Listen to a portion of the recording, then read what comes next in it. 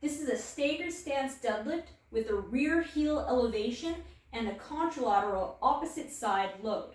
So I'm going to set up here so you can see. I've got a wedge. Ideally, we want one where we can get our entire foot flat. So I've got my left foot here on the wedge. I'm going to line up my left foot, which is my back foot, with the front foot mid-foot. So I've got my toes lined up with the middle of my right foot.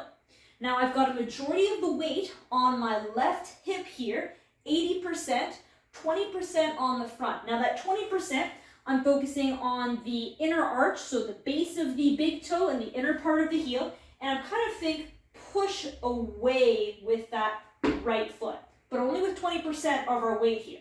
Now that's turning me into my left hip. Now my left hip, that's when we're loading.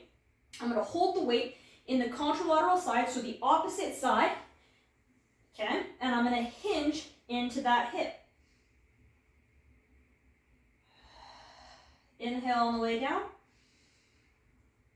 Exhale on the way up. Inhale.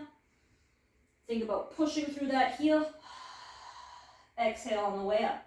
Now notice how my right knee is in front and it stays in front the entire time. Common mistake is that knee comes back and now I'm swiveling out of my left hip.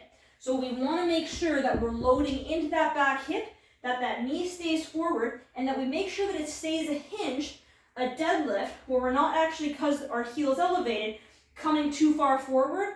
That would become more of a squat. So this is a hinge motion where we're loading back into that hip. Make sure that that right knee or that forward knee is still forward, helping us orient us into that back hip.